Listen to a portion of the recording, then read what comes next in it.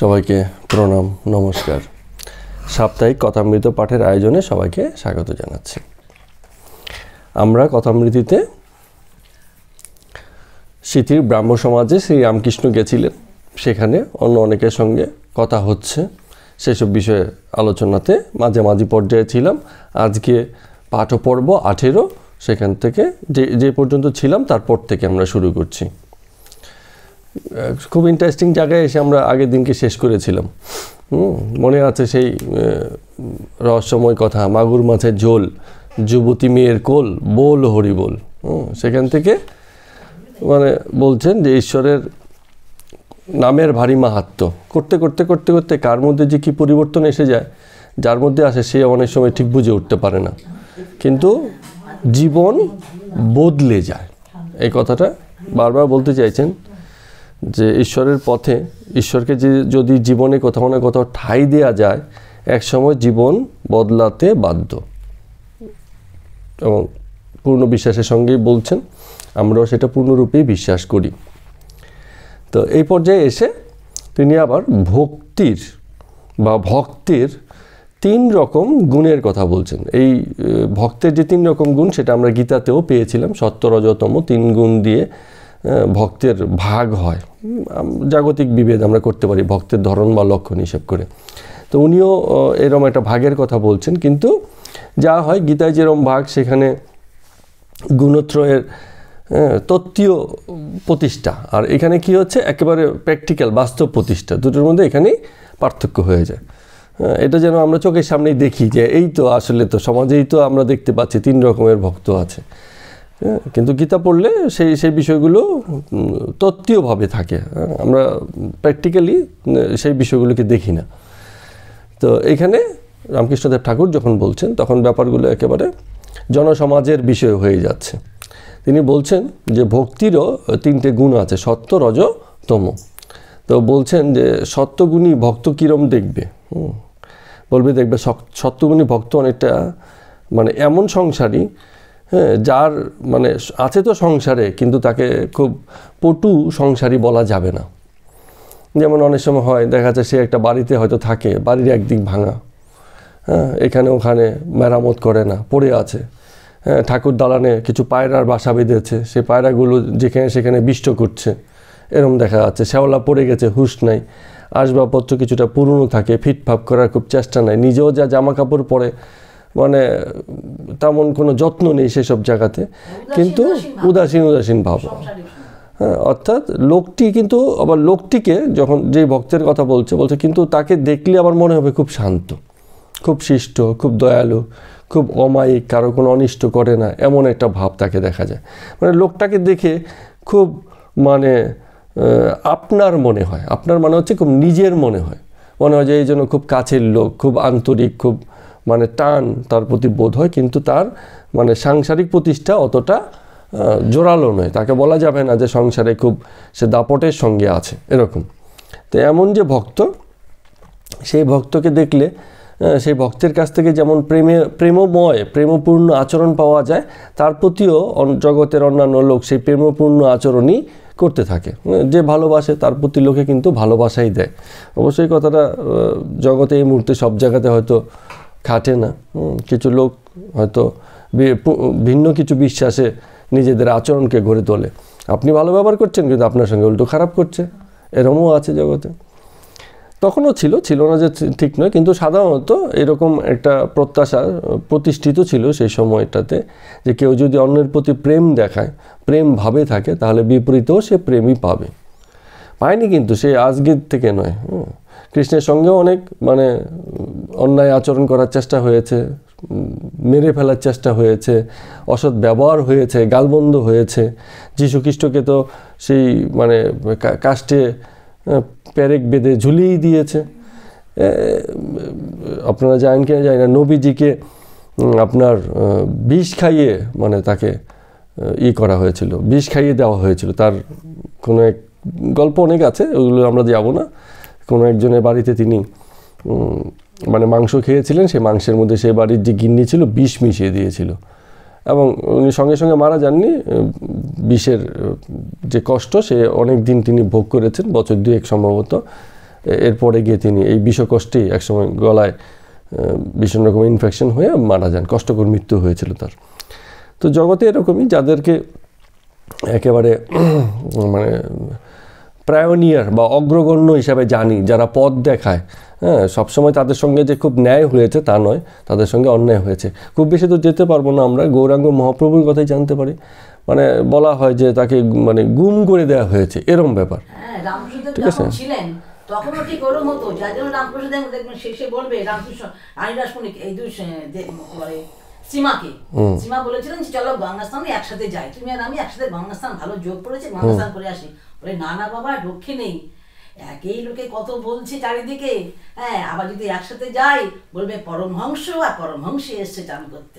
তখন রামকৃষ্ণ যখন বেঁচেছিলেন তখন কিন্তু এরকম লোকের পুজো বা প্রচার হয়নি, চলে যাওয়ার পরেই প্রচারটা বেশি হয়েছে। হ্যাঁ, ঠিক। তো সেই বিষয়গুলো সবসময় হয়, জগৎ মূল্যায়ন করতে রাজি নয়। ঠিক আছে, যেহেতু প্রবৃত্তিতে থাকে, জগতের ধর্মই হচ্ছে প্রবৃত্তিতে থাকা, বেশিরভাগ মানুষই দেহ নিয়ে থাকে, তখন তাকে কেউ চেনে না, চলে যায় তার ছাতা লাঠি জুতো নিয়ে টানাটানি করে। হ্যাঁ হ্যাঁ, ঠিক, ভালো কথা বলেছেন। হ্যাঁ, তো তেমনই হয় আর কি। তো এই কথাটা জেনেই জগৎ সম্পর্কে এরকম অভিজ্ঞতা থেকেই তিনি বলছেন যে সত্যগুণী ভক্ত, তো ভক্তের মধ্যে এরকম ভাব থাকে, খুব সহজ সাধারণ থাকে, স্বাভাবিক জীবনযাপন করে, অত সংসারের থাকে বটে কিন্তু সংসারের বিষয়ে অত মন নেই, এরকম একটা ভাব নিয়ে থাকে। অন্যদিকে রজগুণী ভক্তের গুণটা খুব ভালো বলেছে, এরকম ভক্ত আমরা দেখি। দেখবেন যে বলছে রজগুণী ভক্ত হাতে ঘড়ি থাকে, ঘড়িতে আবার একটা চেন লাগানো থাকে, হাতে আবার 2-3টে আংটি পরে, পাথর বিশেষ করে, এখন তো অনেকের মধ্যেই আছে।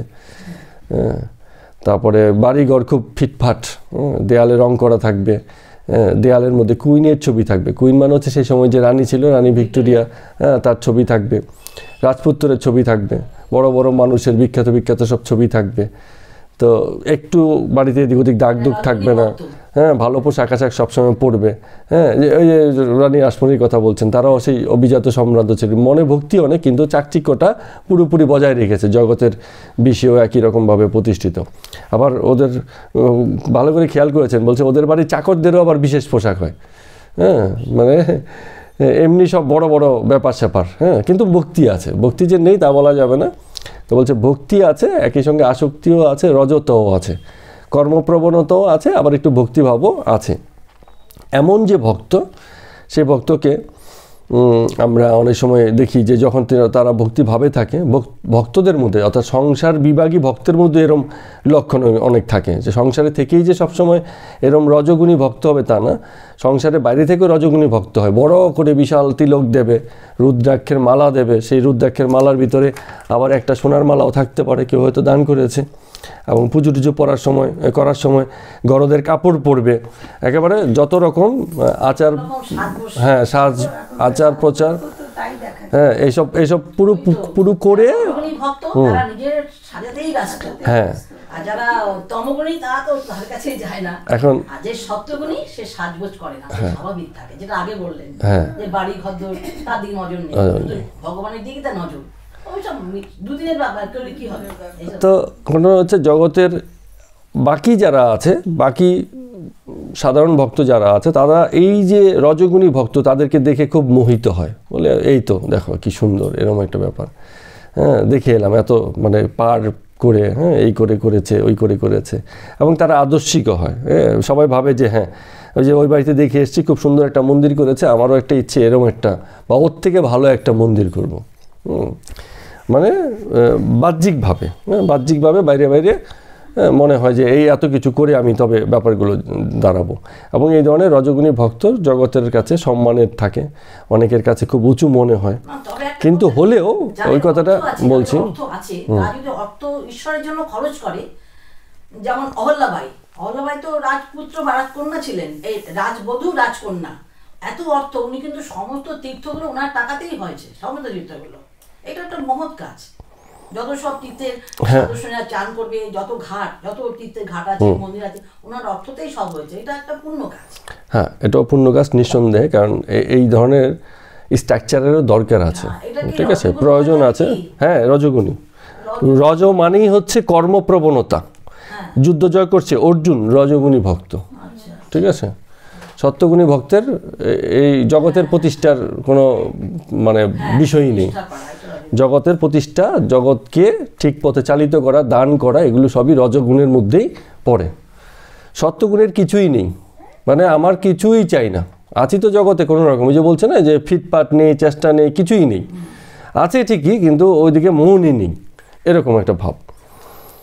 তো এদের আবার কি হচ্ছে, মানে এই যে রজগুণী ভক্ত, তাদেরকে দেখে খুব আদর্শিক মনে হয়, খুব মোহগ্রস্ত মনে হয়ে বটে, কিন্তু বেশি আপনও মনে হয় না, মনে হয় যেন আমাদের থেকে কোথাও না কোথাও দূরে আছে, একটু ফারাক আছে। হ্যাঁ, কিন্তু ওই যে সত্যগুণী ভক্ত, তাকে গিয়ে আপনি জড়িয়ে ধরবেন, ও ঠিক একই রকমের আলিঙ্গন করে নেবে। আবার রজগুণী ভক্ত বলে এখন আমার সময় হয়নি, পরে যখন আমি আসবো তখন গিয়ে জড়িয়ে ধরবে, বা এখন ছুতে পারবে না, এখন আমি পুজোতে যাচ্ছি, এরকম বিষয় আসে, মানে অন্যরকম বিষয়গুলো চলে আসে। তো এই জন্য এরা খুব কাছের নয়, দূর থেকে দেখে খুব ভালো লাগে। কারণ পরিপাটি খুব, দেখেও মনে হচ্ছে বিশাল আয়োজন করে যজ্ঞ হচ্ছে, বিশাল লোক খাইয়েছে, হ্যাঁ, এরকম আয়োজনটা অনেক, আড়ম্বরটা অনেক বেশি। তো এই কারণে দেখে তাদের ভালো লাগে, আদর্শিক মনে হয় যেন আমিও যদি করি এর মতোই করবো, বা এর থেকে আরও ভালো কিছু করব, এরম ব্যাপার, কিন্তু কাছের মনে হয় না। আরেক ধরনের ভক্তের কথা বলছে, সেটা হচ্ছে তমগুণী ভক্ত।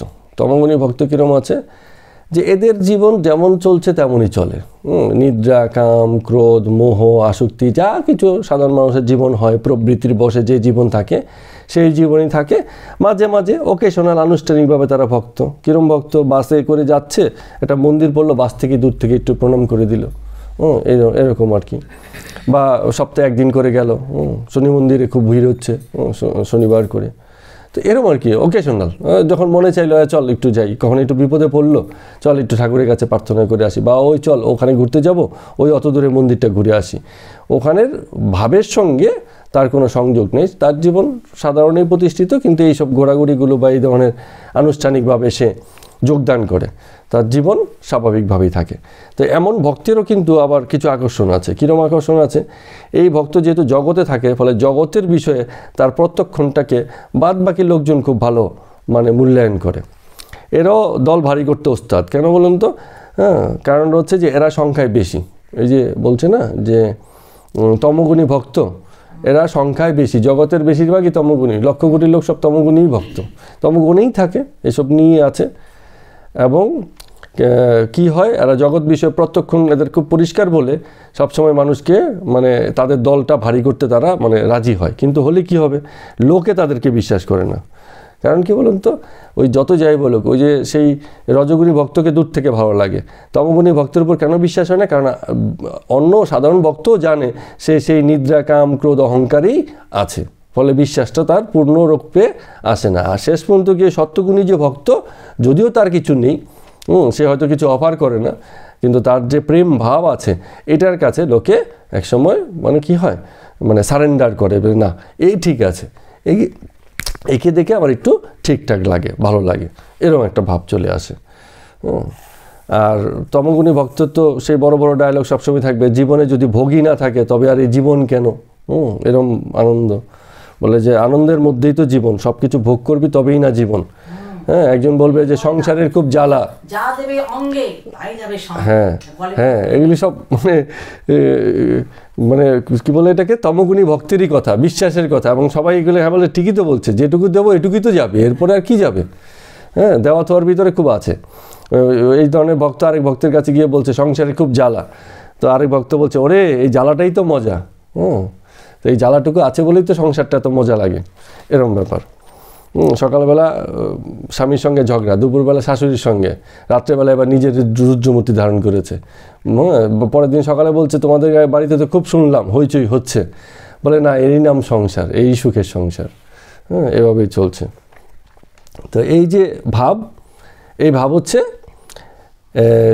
মোহচ্ছন্নতার ভাব। যদি আমরা মানে তত্ত্বীয়ভাবে বলি, এই মোহচ্ছন্নতা কি, যে যা কিছু জ্বালাটাকে জ্বালা বলেও বোধ হচ্ছে না, একসময় মনে হচ্ছে জ্বালাটাই ঠিক আছে। রামকৃষ্ণদেব ঠাকুর বলছেন না যে কি বলে এটাকে, ময়লার বোঝা বইতে বইতে না সেই ময়লার গন্ধটা তখন আর মানে লাগে না আর কি। হ্যাঁ, তো এরকম সংসারের জ্বালা সইতে সইতে একসময় মনে হয় এই তো থাকবেই, সংসার মানে এইসব থাকে, ঠিক আছে, জ্বালাই ঠিক আছে, এরকম ব্যাপার। মাঝে মাঝে বাচ্চারা খুব বলে। সেদিনকে যেন কী হচ্ছিল কথা প্রীতা, কী যেন একটা কথা হচ্ছিল, বললে না? যাক, মনে পড়ছে না, কি বলবে? আচ্ছা, মনে নেই না, ঠিক আছে। তো এরমভাবে উনি ভাগ করছেন। তো ভাগ করে বলছেন যে তবে এই যে তমগুণী যে ভক্ত, সে তার আবার আরেকটা দিক আছে। খুব টেকনিক্যাল কিন্তু বলছেন, এই যে যা বিষয়গুলো বলছেন এগুলো মানুষকে খুব কাছে থেকে দেখেছেন বলেই মানুষকে এইভাবে মূল্যায়ন করতে পারছেন। তারপরে আবার বলছেন তমগুণী ভক্তের আরেকটা ব্যাপার আছে, সেটা হচ্ছে তার জ্বলন্ত বিশ্বাস। জ্বলন্ত বিশ্বাস কি? আমি এই মায়ের ভক্ত, ঠিক আছে? এই যে তার আন্তরিক যে বিশ্বাসটা আছে সেটা আবার একেবারে মানে তীব্র হয়, যেটা অনেক সময় বেদান্ত ভক্তেরও হয়তো একটু থাকে কম। কারণ বেদান্ত ভক্তি যারা করে, বেদান্ত বিশ্বাসী যারা আছেন, তারা কিন্তু মানে খানিকটা যেন মনে হয় নিরাকারেই বিশ্বাসী, সাকারের তো কোনো নেই। ফলে তাদের ভিতরে যেটাকে আমরা বলি যে ঈশ্বরহীনতারও একটা কিছু কিছু লক্ষণ দেখা যায়। মনে হয় যেন জগতে ঈশ্বর বলতে সেই রূপে কেউ নেই। যেহেতু নিরাকার বিশ্বাসী, কোনো রূপ নেই, তো ভাবে যে নিরীশ্বরই বুঝি, জগৎ নিরীশ্বরময়, এরকম একটা তাদের ভিতরে ভাবও আসে অনেক সময়। কিন্তু এই তমগুণী ভক্ত আবার ভীষণ রকম মানে বিশ্বাস তার জ্বলন্ত থাকে। আপনি তার ঈশ্বরকে কিছু বলবেন, সে গিয়ে দুগা লাগিয়ে দিবে। ধর্মের হয়ে তারাই লড়াই করে সামনে থেকে, যে বলা যাবে না, ঠিক আছে? খুব ভীষণ রকম তার প্রতিক্রিয়া খুব তীব্র হয়, এরকম বোধটা ভীষণ রকম হয়। তো একটা উদাহরণ দিয়ে আবার এই তমগুণী ভক্তের একটা গুণকে আবার উনি আরেকটা দৃষ্টিভঙ্গি থেকে বলছেন, দেখছেন। এগুলো খুব ভালো, টেকনিক্যাল বিষয়গুলো খুব দেখাতো, খুব ভালো হয়। বলছেন যে এই যে সত্য-রজতম, এর আরেকটা উদাহরণ দিচ্ছি। কি উদাহরণ হিসাবে দিচ্ছেন? বলছেন বৈদ্যের উদাহরণ হিসাবে দিচ্ছেন। বৈদ্য মানে হচ্ছে চিকিৎসক। তখনকার দিনে জড়িবুটি দিয়ে যেসব চিকিৎসা হতো তাদেরকে বৈদ্য বলা হতো। তো বলছে কিছু বৈদ্য আছে উত্তম, মধ্যম এবং অধম। উত্তম মানে হচ্ছে সেরা, শ্রেষ্ঠ, মধ্যম হচ্ছে মাঝামাঝি, আর অধম হচ্ছে মানে নিচু আর কি। তো বলছে অধম বৈদ্য যেটা আছে, যাদেরকে আমরা ওই যে দেখি যে অনেক সময় কি হয়, ওষুধ লিখে দেয় বা ওষুধ দিয়ে দিল, বললো এটা 3 বেলা করে খেও। এখন রোগী খেলো কি খেলো না তার কিন্তু আর হিসাব তার কাছে নেই। আর মধ্যম ভক্ত বলে যে এটা যে খেলি সেটা আমাকে এসে কিন্তু আবার পরে জানাবি, খেয়ে কেমন বোধ হলো। তার মানে কি হচ্ছে, উনি একটু সজাগ আছেন যে আমি ওষুধই দিলাম না, শুধু পাশাপাশি দেখলাম ও নিয়ম করে খেলো কি না। দেখা হলে জিজ্ঞেস করলাম, কিরে ওষুধ যে দিয়েছিলাম সে কি খাওয়া হয়েছে? বা পরের দিন বললো যে এসে আমাকে দেখাতে হবে, জানাতে হবে, এরম ব্যাপারগুলো থাকে। সেটা হচ্ছে মধ্যম বৈদ্য টাইপের বিষয়। আর উত্তম বৈদ্যকে, উত্তম বৈদ্য বলছে যে ওই তমগুণে আছে, সে কি করছে, রোগীকে দেখছে, দেখে তাকে তো ওষুধ খাওয়ার জন্য বলছে, যেই দেখেছে খায়নি অমনি জোর করে ধরে খাইয়ে দিয়েছে, চল না খেয়ে কোথায় যাবি। তো এটা হচ্ছে আমাদের উত্তম বৈদ্য আর কি, উত্তম বৈদ্যের লক্ষণ। সেখানেও কিন্তু তমগুণের একটা ভালো প্রতিষ্ঠা দেখা গেছে। তো শিক্ষকদের মধ্যে এরকম থাকে, কেউ কেউ আছে শুধু একটু পড়িয়ে দিল, ওই তুমি পড়ে নিও বাকিটা। কেউ আবার একটু দেখলো যে আমি বসলাম, তুমি বসে বসে পড়ো। আবার কেউ বলছে পড়া হয়নি, যতক্ষণ পড়া না হচ্ছে আমি আর যাচ্ছি না, পড়া নিয়ে তবেই ফিরবো। তাহলে এখানে ওই যে জোর একটু এসে গেল, এটা আবার একটু তমতারও লক্ষণ। শুদ্ধভক্ত বা সত্যগুণী ভক্তের মধ্যে জোর জোরাজোরি নেই, সবই ভগবানের সন্তান, অত চাপাচাপির ব্যাপার নেই। আবার ওই গুরুদের ক্ষেত্রে কথা বলছেন, কিছু কিছু গুরু এরম আছেন যে শিষ্যদের প্রতি উপদেশ দিয়েই শেষ, যে উপদেশ দিয়ে দিলাম আমার কাজ শেষ হয়ে গেছে। কিন্তু কেউ কেউ আছে উপদেশগুলো সে মানলো কি না, বা মানার জন্য অনুনয় বিনয় করে যে তোমরা এই পথেই চলো, এবং এই পথে চালার জন্য চেষ্টা করেন ভালোবাসার মাধ্যমে তাদেরকে সুপথে আনার জন্য।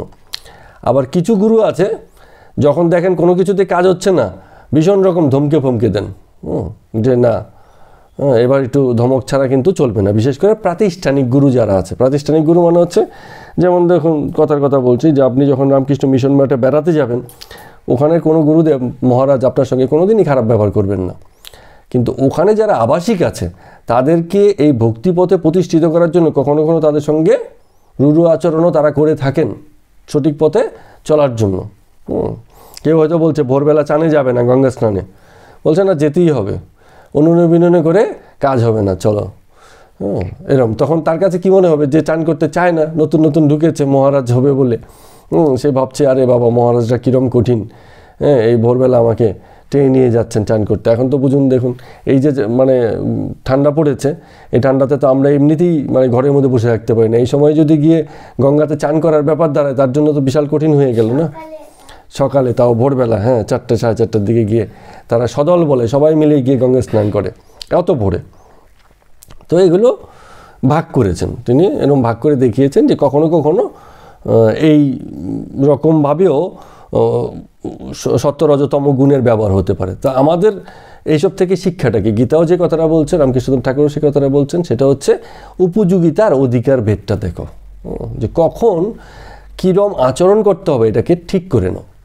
কখনো অধিকারী ভেদে স্থিতি বা পরিস্থিতি ভেদ করে হিসেব করে হ্যাঁ তার একটা মিশ্রণ চাই। কখনো এমন হয়েও না যে শুধু উপদেশ দিয়ে শেষ করে দিলাম, কখনো কখনো প্রয়োজনে ধমকিও হতো। তো এরকম বিষয়গুলো আছে, যে কারণে ওই সাপের উদাহরণটা দিয়েছেন, গল্প একটা ছিল না, যে সাপকে বলছে যে তোমাকে তো কামড়াতে মানা করেছি কিন্তু তোমাকে ফোঁস করতে তো মানা করিনি। তার মানে কিছু ফোঁস কিছু পরিস্থিতি অনুযায়ী কাজ করার কথাও বলছেন। সুতরাং এই সত্যরজতমের সংমিশ্রণটাই একজন ব্যক্তিকে ইহ জগতেও বটে এবং পারলৌকিক ভাবনাতেও প্রতিষ্ঠা করতে পারে। আর যদি শুধু একইভাবে থাকে তাহলে একটুখানি মুশকিল আছে, জগৎটাকে ভীষণ রকম ঠকিয়ে দেবে।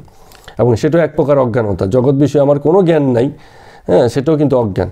রামকৃষ্ণদেব ঠাকুর যে কথাটা বলছেন যে জগৎ বিষয়ে জ্ঞান হলে পরেই একমাত্র ঈশ্বর বিষয়ে জ্ঞান আসতে পারে। জগৎ বিষয়ে পরিষ্কার ধারণা থাকতে হবে, তারপরে গিয়ে মানে ঈশ্বর তত্ত্ব বিষয়টা আসে। জগৎ বিষয়ে অজ্ঞান হলে হবে না, জ্ঞান নিয়ে তবে এটাকে ছেড়ে যেতে হয়, ভুলে যেতে হয়।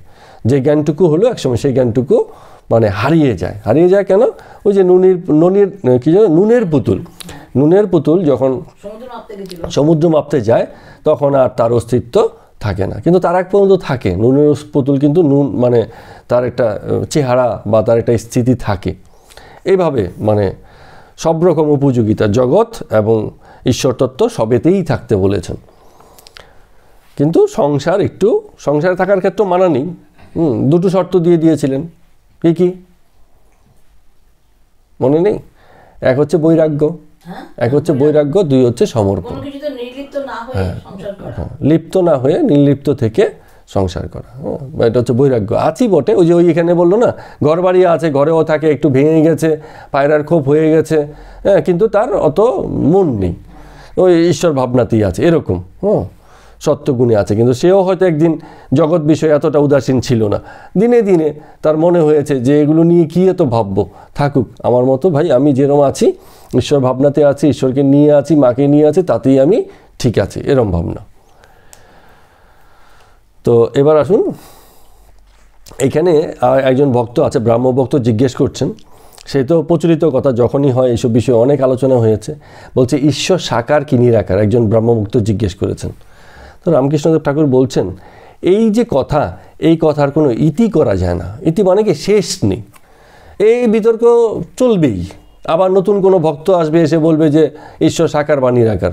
গুরু তো হাজারবার উত্তর দিয়েছেন, তারপরেও আবার নতুন কোনো ভক্ত, কারণ নতুন কোনো ভক্তের কাছে এটাই তো প্রশ্ন, সেটা নিয়েই সে মন্দিরে ঢোকে। তো সেই গুরুকে, মহারাজকে আবার সে একই রকমভাবে মনে হয় যেন প্রথম শুনছেন, এমন মনে করে সেই প্রশ্নের উত্তর দিতে হবে, কারণ ভক্ত সেই জায়গাতেই দাঁড়িয়ে আছে। তো এখানেও রামকৃষ্ণদেব ঠাকুর এই নিয়ে এর আগেই অনেক আলোচনা হয়েছে, তারপরেও এখানে এসে বলছেন যে এটার কোনো ইতি করা যায় না। কেন যায় না সেটা আবার একটুখানি আর একটা দৃষ্টিভঙ্গি থেকে উনি ব্যাখ্যা করছেন। বলছেন যে ভক্ত হয় সে জানে সে যেমন একজন ভক্ত আর তার একজন ঈশ্বর বলে কেউ আছে। তাহলে এইখানে ভক্তের কাছে একটা পার্সোনাল গড বা একটা ব্যক্তি ঈশ্বরের জন্ম ঘটে যায়, কারণ সে নিজেকে সেই জায়গা থেকে দেখে। যখন ভাবছে যে আমি ভক্ত, আমি মানে কি? অহম আছে। যখন অহম আছে, আমি আছে, তখন তুমিও আছে। আমি যখন থাকছি, আমি বোধ যতক্ষণ আছে ততক্ষণ ঈশ্বর বোধও আছে, যে আমি একটা আলাদা জিনিস আর ঈশ্বর বুঝি একটা আলাদা জিনিস। তো আমি যদি আলাদা একজন ব্যক্তি হই, মনে হয় যেন ঈশ্বরও কোনো আলাদা ব্যক্তি, যিনি আমাকে হাত ধরে টেনে নিয়ে চলেন, এরকম একটা ব্যাপার তার কাছে মনে হয়। জগৎকে তখন সে এই জায়গা থেকেই দেখে, যেটা আবার জ্ঞানীর মধ্যে নেই। যারা শাস্ত্র জ্ঞান রাখেন তারা আবার ঠিক বলতেই পারেন না, মুখে বলার কোনো বিষয়ই দাঁড়ায় না যে ঈশ্বর যে কী এ বিষয়ে বলতে পারেন না, বোধে বোধ করেন। এই কথাটা খুব সুন্দর বলেছেন, যে জ্ঞানী ব্রহ্মকে বোধে বোধ করেন, তার আপন বোধ দিয়ে বোধ করেন। তো এটা বলবেন কি করে? নিজের বোধকে আরেকজনের কাছে প্রকাশ করা যায় কিভাবে? তাকে শুধু এটুকু বলা যায়, তুমিও এই বোধপূর্ণ হয়ে যাও, তুমিও বোধ করতে পারবে। তিনি যে আছেন সেই বোধ তোমার হবে, কিন্তু তাকে ভাষায় প্রকাশ করা যাবে না, বোধের মাধ্যমে প্রকাশ করতে হয়। এই কথাটা তিনি এখানে বললেন। এই কথাটা একটু আলাদা দৃষ্টিভঙ্গি বটে। তো এটার উদাহরণ দিতে গিয়ে আরেকটা সুন্দর উদাহরণ বলছেন যে এই যে জগৎ সমুদ্র, দেখো এখানে তো কেবল জল আর জল, সব জায়গাতেই জল, কিন্তু যেখানে ভক্তিভাব খুব ঘনীভূত হয়ে যায় সেখানে সেই জল কি হয়ে যায়? বরফ হয়ে যায়। তো বলছে তার মানে কি, জল যেটা ছিল একটা অনেকটা প্রায় নিরাকার, জলের তো কোনো আকার নেই, যে পাত্রে রাখে সেই পাত্রে আকার ধারণ করে, এরকম একটা ব্যাপার। তো বলছে কিন্তু ভক্তির হিমে সেই বরফও মাঝে মাঝে জমাট বেঁধে তোমার পাত্রের আকার নিয়ে নেয়। তুমি যে পাত্র রেখেছো, পাত্রটা সরিয়ে দাও, সেই আকারটা হয়ে যাবে। বাটির মধ্যে রেখেছে, বাটি সরিয়ে দিয়েছে, বরফটাও বাটি হয়েই আছে। তার মানে কি হচ্ছে, যার আকার নেই সেও কিন্তু একটা আকার নিয়ে নিল। কখন? ভক্তি ভাবে, ভক্তির হিমে খুব ঘনীভূত হয়ে গেলে ভক্তিটা। তো বলছে আবার যখন জ্ঞান সূর্য ওঠে, তো সূর্যের আলো পড়ে সে বরফটা কিন্তু আবার গলে গেল, তখন আবার নিরাকার হয়ে গেল। তো এই যে প্রশ্ন যে ঈশ্বর সাকার বা নিরাকার, হ্যাঁ, তুমি যেরকম দেখছো, তুমি তাকে যে রূপে দেখতে চাইছো, হ্যাঁ, সে সেই রূপেই তোমার কাছে ধরা দিচ্ছে। তুমি যদি সাকার বলো, তুমি দেখবে তোমার এই ভাবের মতো করে সাকার রূপে তিনি আসবেন। আবার যদি বলো নিরাকার, ওই জ্ঞানের সূর্য উঠলে তুমি তাকেই আবার নিরাকার হিসাবেই দেখবে। তো যতক্ষণ আমি বিচারটা আছে, আমি বলে কিছু আছে, ততক্ষণ পর্যন্ত তুমি তাকে সাকার রূপেই দেখবে। তো এটা উদাহরণ দিতে গিয়ে বলছে এই আমিটা কি করে দূর হয়? বলছে পেঁয়াজের উপরে কি থাকে, মানে গোল্ডেন কালার, সোনালি রঙের পেঁয়াজের উপরে খোসা থাকে। তো উপরে খোসাটা ছেড়ে গেলে বা ছেড়ে দিলে ভিতরে থাকে সাদা রঙের, ধরে নিচ্ছি সাদা লালচে টাইপের একটা আবরণ থাকে। সেটাকে খুলে ফেললে আরেকটা লালচে সাদা টাইপের একটা মানে আবরণ থাকে। তো এরকম পেঁয়াজের যে খোসাগুলো আছে একে একে একে একে খুলতে খুলতে ভিতরে গিয়ে আমরা তো ভাবি যে কিছু একটা বুঝি পাওয়া যাবে, কিন্তু শেষ পর্যন্ত কিছুই আর পাওয়া যায় না, সেই খোসাই থাকে। বাইরেও খোসা, ভিতরেও সেই একই খোসাই থাকে। তো বলছে যে এই যে আমি বলে যাকে আমরা ধরে নিই, রঙিন আমি, তাকে যদি আমরা খুঁজতে যাই যে এই আমিটা কোথায় আছে, খুঁজতে খুঁজতে খুঁজতে গিয়ে দেখবো যে আমি বলে আর কিছু অ্যাকচুয়ালি নেই। আমরা যতক্ষণ বাইরে বাইরে আছি, জগতের হিসাবে আছি, ততক্ষণই আমাদের মধ্যে আমি আছে। যতক্ষণ নিজেকে আলাদা ভাববো, এই মহা অস্তিত্বের অংশ হিসেবে ভাববো না, ততক্ষণ আমি বরাবরই আলাদা। যতক্ষণ জন্ম মৃত্যুর খেলাটা আমার জীবনে খুব বড় ঘটনা, ততক্ষণ পর্যন্ত আমি মানে থাকে, আমি কিন্তু চলে যায় না। এই জন্ম মৃত্যুর পার হওয়া মানে এই বোধের পার বা এই অনুভবের পার, বা এটাকে একটা মহা অস্তিত্বের অংশ হিসেবে দেখলে তখন এই আমিত্বের বিলোপ হয়। তো এই আমিত্বের বিলোপ কী করে হলো? যখন তুমি আমির আসল অস্তিত্বের অনুসন্ধান করতে যাবে, গিয়ে দেখবে ভিতরে কিছুই নেই, আমি বলে আসলে কিছু নেই, যা আছে বাইরে বাইরে আছে। তো এইভাবেই বলছে। তো কেন এই কথাটা বলছে? কারণ এই যে আমিটা চলে গেল, কোথায় চলে গেল? ওই যে যখনই কেউ আমির অনুসন্ধান করতে গেলে তখনই চলে যায়। যতক্ষণ অনুসন্ধান হয় না ততক্ষণ সেই আমিটা পূর্ণরূপেই থাকে।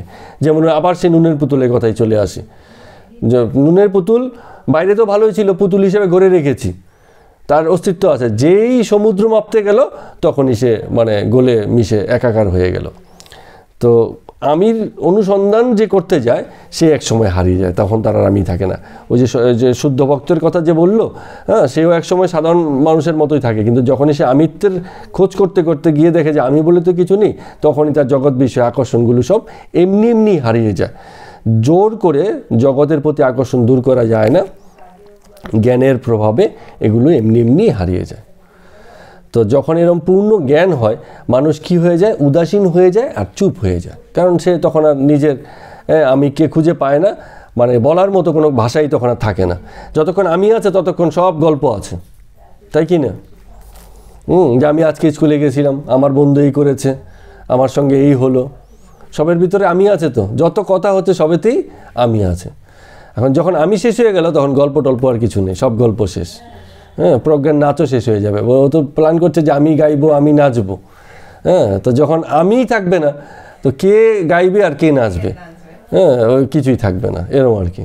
বুঝা গেল? তো এইভাবে বলেছে আর কি। তো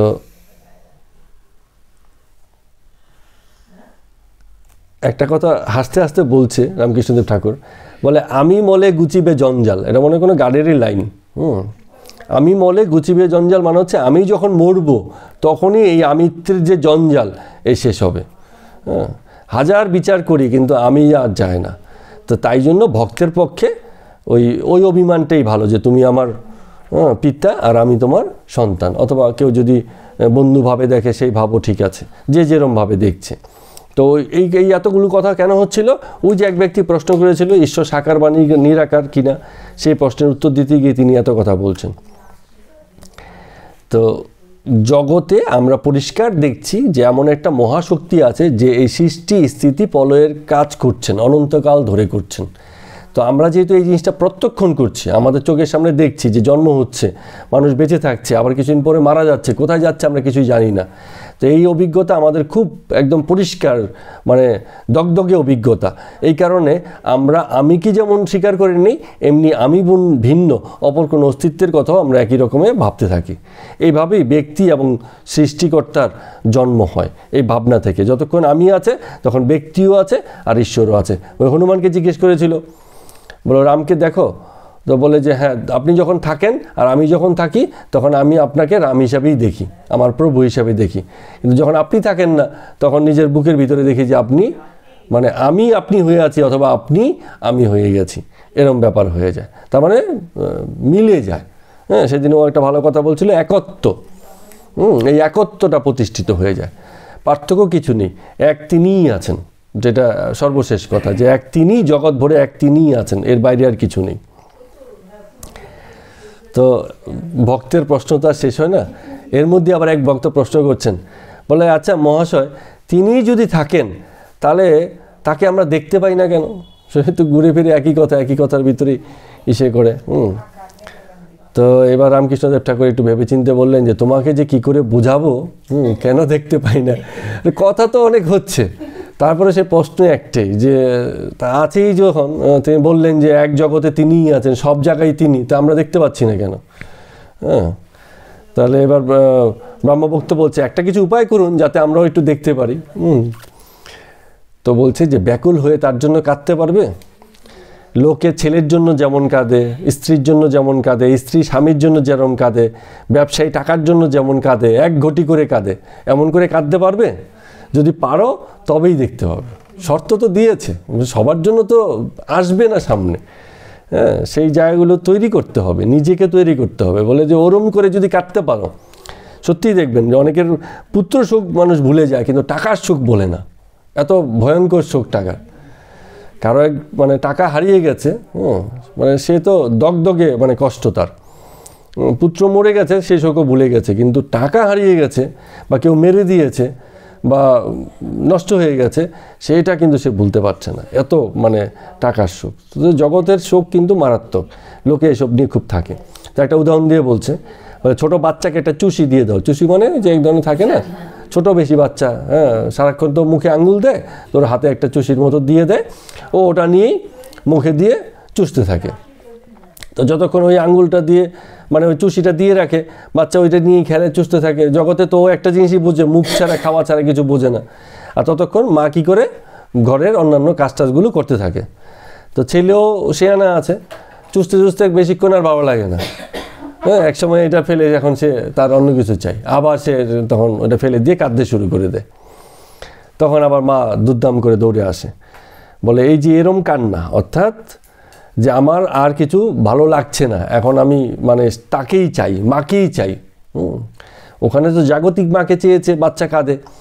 আর জগতে সে কালী মাকেই যদি আমরা চাই, এমনভাবে চাইতে হবে যে মাকেই আমি জীবনে চাই, অন্য আর কিছু চাই না। তো এমন করে যদি কাঁদতে পারো তবে এসে তিনি দেখা দেবেন। তারপরে ওই কথাটা আবার বলছেন যে সাকারবাদীদের নিকট নানা রূপের কথা শুনতে পাই। আচ্ছা, যদি তাই হয় তাহলে এত গণ্ডগোল কেন? করো না, তাই নিয়েই থাকো। কেউ একজন বিশ্বাস করে আমার ভগবান হচ্ছে হনুমান, কেউ বিশ্বাস করে রাম। হনুমান 40,000, হনুমান যারা বিশ্বাস করে, হনুমানের খুব ভক্ত আছে, কিন্তু বড় বড় মন্দির আছে। আমি কোথায় গিয়ে দেখেছিলাম এরকম একটা মন্দির, বিশাল মন্দির, তাতে আবার বিশেষ লাড্ডু ফাড্ডু পাওয়া যায়, আবার আরও অনেক সন্দেশ ফন্দেশ হয়। এটা সম্ভবত মুম্বাই দেখেছি কিনা ঠিক এখন মনে পড়ছে না। হ্যাঁ আছে বটে, কিন্তু এটা খুব বিখ্যাত, অনেক বড় জায়গা নিয়ে করেছে, প্রচুর ভক্ত সেখানে যায়, হ্যাঁ অনেক ধনী ভক্তরাও যায়।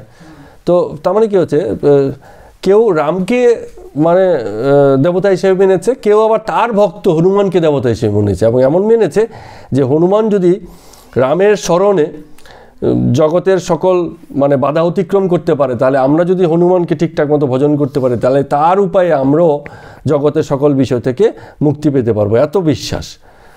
তো বলছে যদি তাই হয়, যে তুমি রামকে মেনেছো, তুমি হনুমানকে মেনেছো, কিন্তু দ্বন্দ্বটা হচ্ছে কেন? মানো না, তোমাকে কে মানে বাধা দিচ্ছে? মুশকিল হয়ে যায় কি, যে যেটাকে মানে আর বাকিরা যে অন্য কিছু মানছে এটা সহ্য করতে পারে না। ও ভাবে যে জগতের সবাই আমি যাকে মেনেছি তাকেই মানুক, এরকম একটা ভাবনা, যে ভিন্ন কিছু থাকবে না।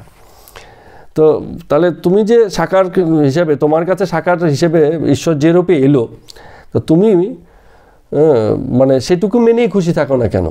দ্বন্দ্বটা করতে যাও কেন? তুমি এবার একটা উদাহরণ দিয়ে বলছে যে দ্বন্দ্বটা করো কেন করো, এটার কারণ হিসেবে বলছে যে তুমি তো জানো না এই দ্বন্দ্ব করার পিছনে কারণটা কি। তুমি এক পাড়াতে থাকো, আরেক পাড়াতে কি হচ্ছে তুমি সেই পাড়াতে না গেলে কি করে বুঝবে? যে রামে বিশ্বাসী সে কেন রামে বিশ্বাসী, তুমি যখন রামে বিশ্বাসী হবে তবেই তুমি বুঝবে, নাহলে তুমি তো বুঝতে পারবে না। তুমি তো হনুমানে বিশ্বাসী, আবার যে রামে বিশ্বাসী সে আবার হনুমানে বিশ্বাসী তখনই হবে যদি সে হনুমানে বিশ্বাস করতে লাগে।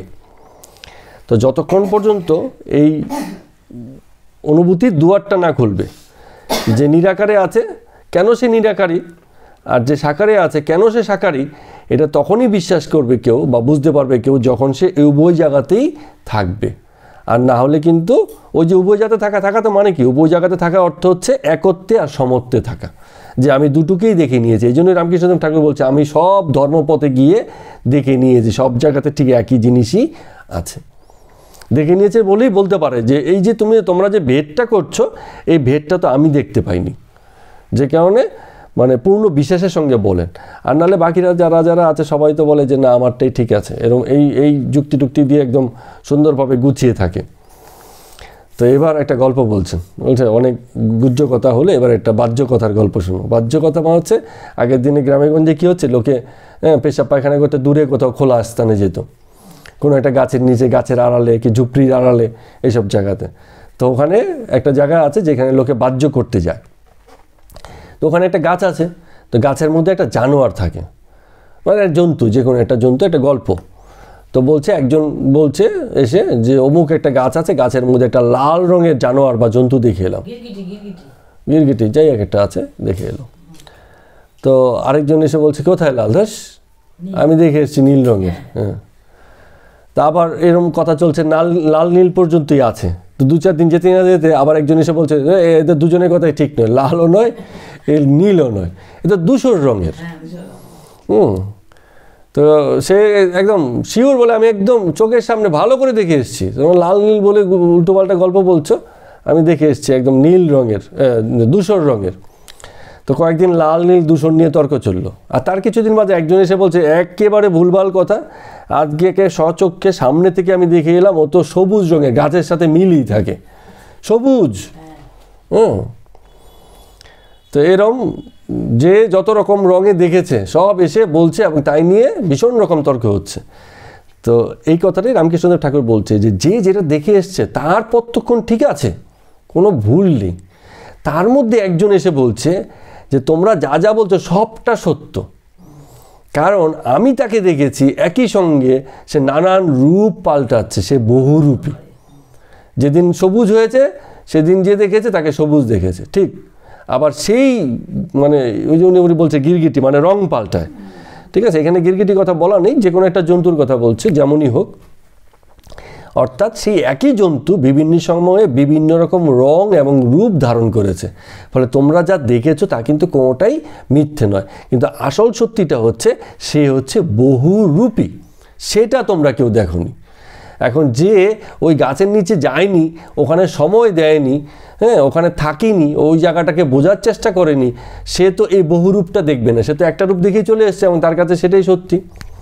তো এত সুন্দর গল্প করে এই যে বলছো যে তোমরা বিভিন্ন রকম রূপ, এবং এই নিয়ে যে দ্বন্দ্ব চলছে তোমাদের মধ্যে, লাল নীল সবুজ, হ্যাঁ, গেরুয়ার দ্বন্দ্ব, হ্যাঁ, প্রত্যেকটাই ঠিক। তোমরা একটা পার্ট দেখেছো, বাকি পার্টগুলো আর দেখোনি। যদি দেখে নাও, অপেক্ষা করেনি তো যে পাল্টায় কিনা দেখেনি, ও তো দেখে চলে এসছে যে আমি ভালো করে দেখে চলে এলাম। হ্যাঁ সবাই বলছে হ্যাঁ সবাই কি মিথ্যে হতে পারে, হ্যাঁ দাঁড়িয়ে দেখি ধৈর্য ধরে দেখেছে। দেখছে। তো ওইটাই যে থেকেছে, দেখেছে, বোঝার চেষ্টা করেছে, সে এর আসল স্বরূপটাকে ধরতে পেরেছে একবারে। তার মানে কি, একই গল্পের ভিতর দিয়ে কথাটা পরিষ্কার হয়ে গেল যে তোমরা যে যা দেখছো সবই ঠিক আছে, কোনো একটা পার্ট দেখছো, তুমি যেরকম দেখতে চেয়েছো সেই হিসেবেই সেটা তোমার সামনে এসছে, কিন্তু তার সামগ্রিক রূপটা যদি তুমি দেখতে চাও, চেষ্টা করো, তবে তুমি তার এই সামষ্টিক ব্যাপারটা বুঝবে এবং জগৎময় তার অস্তিত্বের এই সর্বময়তাটাকে তখনই তুমি ধরতে পারবে। আদারওয়াইজ তো ধরতে পারবে না, তুমি তো ওই খণ্ড খণ্ড অংশ ধরে বসে আছো। হ্যাঁ, এরমভাবে উনি বললেন। তো এবার দেখুন কত সুন্দর বলছেন, কবিরের কথা বলছেন। সেই সময় বলছে, কবির বলতো নিরাকার আমার বাপ, সাকার আমার মা। তার মানে জন্মের পর থেকে বাচ্চা মাকেই দেখেছে, কিন্তু বাপ কি নেই? বাপও তো আছে। এই কুকুরের গল্প হচ্ছে, বিড়ালের গল্প হচ্ছে, বিড়াল জন্মের পর থেকে কাকে দেখে? হ্যাঁ, মাকেই দেখে। তার কাছে তো মানে মায়ের যে সাকার রূপ এটাই সত্যি, কিন্তু বাবাও কিন্তু আছে। তার এই অস্তিত্বের পিছনে বাবার অবদানটাও আছে, সেই অবদানটা হচ্ছে নিরাকার, সে দেখে না তো সামনে, ফলে সেটা হচ্ছে নিরাকার। তো এই জন্য বলছে, কবির বলছে, কত সুন্দরভাবে বলছে দেখুন, বলছে নিরাকার আমার বাপ। এই যে নিরাকার রূপ, তাকে আমরা সবসময় দেখতে পাই না, কিন্তু মায়ের যে রূপ, যেহেতু আমি তার সঙ্গে কানেক্টেড আছি, আমার অস্তিত্বের সঙ্গে সে দাঁড়িয়ে থাকে, ফলে তাকে আমি সাকার রূপে দেখি এবং আমার কাছে প্রথমত মাকে ঈশ্বর মনে হয়, কিন্তু মাও আমার সৃষ্টিকর্তা বটে, আবার ওই যে যাকে দেখলাম না সেও আমার সৃষ্টিকর্তা বটে। এই জন্য বলছে নিরাকার আমার বাপ, সাকার আমার মা। কত সুন্দর গভীর উপলব্ধি থেকে এইসব কথাগুলো আসে। এবার এইসব কথা বলছেন, এই যে হনুমান আর রামের কথা বলা হচ্ছিল, তো এবার বলছেন উল্টোভাবে।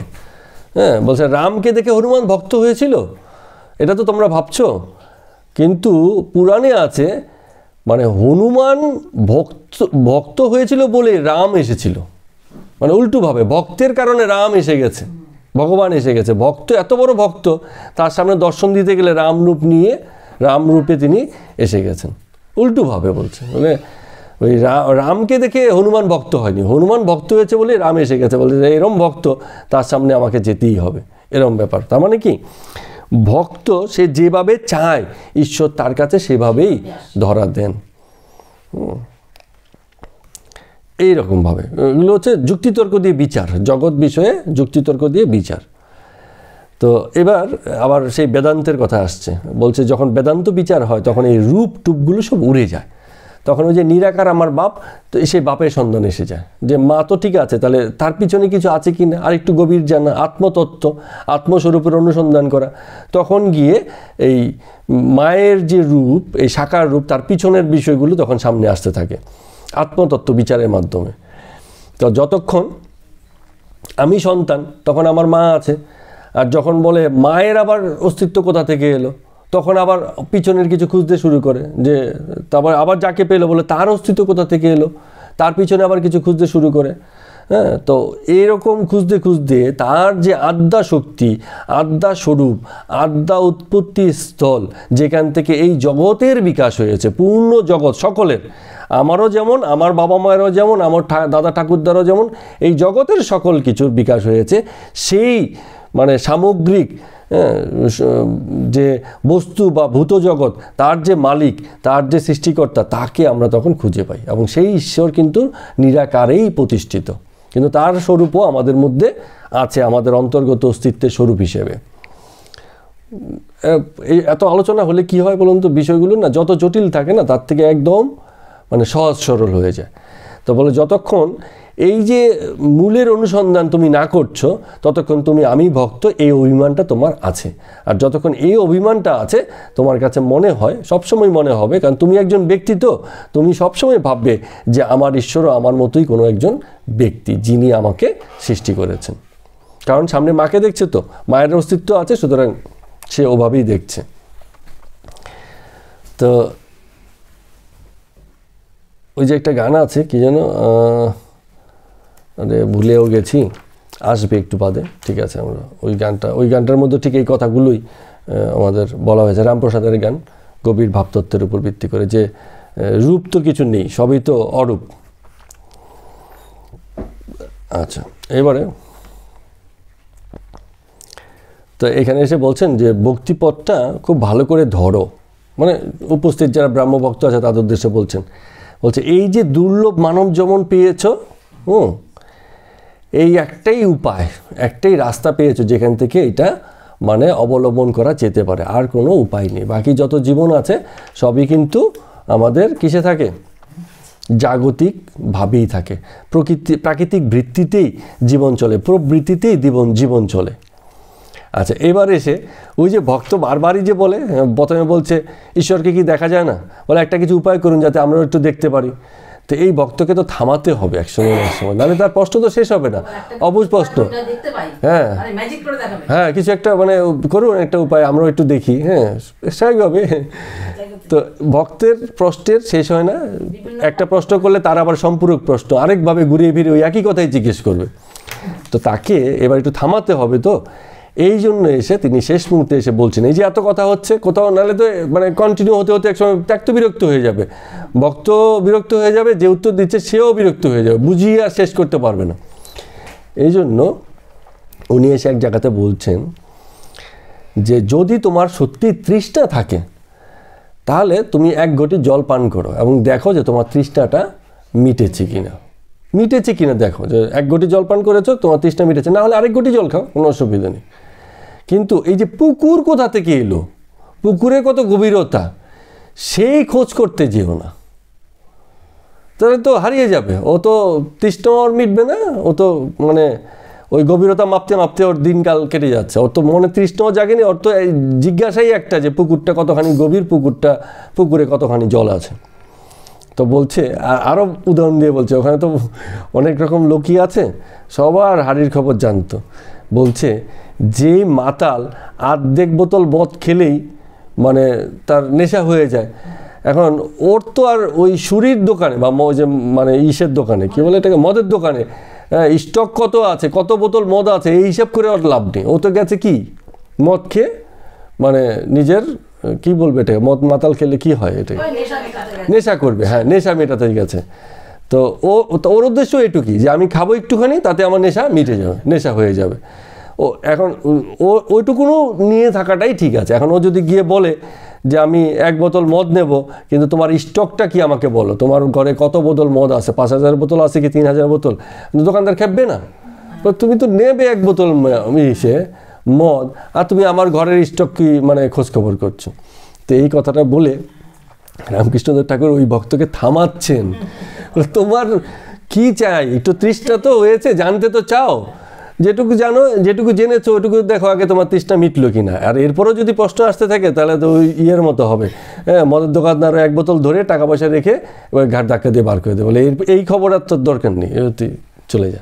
তো এইভাবে হ্যাঁ, যে সত্যি যারা জগতের এই সব কিছুকে একটা সাধারণ নিয়মে দাঁড় করাতে চায় এবং সেই আদি অতিপ্রাকৃত উৎসের অনুসন্ধান করতে চায় এবং তাকে একটা কনক্লুসিভ সিদ্ধান্তে আনতে চায়, প্রথম কথা হচ্ছে একটা কথা তো পরিষ্কার বলে দিয়েছে, সে আদি সম্পর্কে জানা যায় না, তাকে কখনোই জানা যায় না।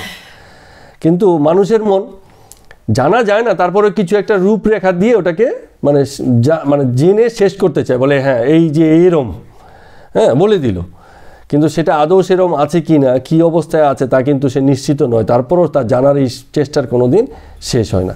এটার মতো করে আরেকটা কথা গল্প আছে না, সে আম বাগানে গেছো, হ্যাঁ আম খাও, গাছে কতটা আম আছে, কোন জাতের আম, কী আম, হ্যাঁ দারোয়ান আছে কি না, এই এত খবরে তোমার দরকার, তুমি এসছো একটা আম পড়ে আছে, আমটা খেয়ে বাড়ি যাও, তোমার মানে মিটে গেল। এইভাবে রামকৃষ্ণদেব ঠাকুর একজন ভক্তকেও খানিকটা কোথাও না কোথাও থামাতে হবে বলে থামিয়ে দিচ্ছেন, যে এরপরে আর খবর নিয়ে তোমার লাভ নেই, কারণ এরপরে তাহলে বাতুলতা হয়ে যাবে, বেশি হয়ে যাবে, একেবারে মানে ঘেটে যাকে বলে আর কি, এরম হয়ে যাবে। তো বলছেন এক জায়গাতে, আমরা মনে হয় আরেকটু জায়গাতে না গেলেই ভালো হয়, অনেকটা হয়ে গেছে, তো আমরা আগামী দিনের জন্য আবার এটা রাখলাম। তো যাই হোক, সুন্দর কথা যে যতটুকু আমাদের পক্ষে নেওয়া সম্ভব, রামকৃষ্ণদেব ঠাকুর যেটা বলছেন, তোমার যতটুকু হলে তোমার এই মুহূর্তে তৃষ্ণা মেটে, এই মুহূর্তে মনটা শান্ত হয়। আছি তো একটাই কারণে, কেন ঈশ্বর দর্শন বা ঈশ্বর তত্ত্বপত্র আত্মতত্ত্বপত্র এসব বিচারে যাই, কারণ জগৎ কখনো না কখনো মানে আমাদেরকে মানে এই বিষয় থেকে নিজের মনটাকে মুখটাকে ঘুরে নিতে বলে, ভিতর থেকেই আসে। জগৎ বিষয় ঘাটতে ঘাটতে একসময় মনে হয় যে এগুলো ছাড়, ভালো লাগছে না ভাই, এবার একটু অন্য কিছু দিয়ে যায়। অন্য কিছু কি? জগতের বাইরে কোথায় যাব? এক ঈশ্বরই আছেন যার কাছে যেতে পারি। তো সেই যে তোমার অশান্ত মন, যেটুকুনো নিলে পরে এই অশান্ত মনটা শান্ত হয়, একটু ভক্তিভাবে পূর্ণ হয়, সেটুকু পর্যন্ত নিয়েই তোমার থেমে যাওয়াটাই উচিত। তারপরে সেই অনন্তকে জানার কোনো দরকার তোমার আর নেই, কারণ তাকে আর জানা যায় না। অত্যন্ত দামি কথা আমার হিসাবে। এইটুকুনো যদি সবাই একটু বুঝে নিত, তাহলে এই জগৎটা অনেক অনেক মানে সুখের, শান্তির এবং পরিচ্ছন্ন একটা জগৎ হতো। ঈশ্বরকে জানার আগ্রহটা চাই সংসারে থেকে, হ্যাঁ, এই হচ্ছে বড় কথা। ওই কিরকম দেখান, হ্যাঁ, বড় দেখান, হ্যাঁ, আপনি করে নিতে পারেন না, এটা তো ঠাকুরের মানে অবান্তর প্রশ্ন, অবান্তর প্রশ্ন হয়ে যাচ্ছে। হ্যাঁ, ফাঁকে বলে জল খেয়ে চলে যাও। হ্যাঁ, জল খেয়েছো, তেষ্টা মিটেছে, এবার বাড়ি যাও। বিরক্ত হ্যাঁ, এক বোতল নিয়েছো, বাড়ি যাও, আর আমার স্টকের খবর নিতে আর এসো না। হ্যাঁ, যেহেতু রামকৃষ্ণ হ্যাঁ, হ্যাঁ, হ্যাঁ, বলছে তো, চাইছে ঠাকুরকে উনি দেখাবেন, আর তুমি ভক্তিরা তুমি দেখতে পাবে নাকি? এইভাবেই জিনিসগুলোকে শেষ করছেন। পরম প্রেমস্পদ শ্রী শ্রী রামকৃষ্ণদেব ঠাকুরের প্রতি প্রণাম জানিয়ে আজকের মতো কথামৃত পাঠ আমরা এখানেই শেষ করছি। অত সহজভাবে সংসারে থেকে ঈশ্বরকে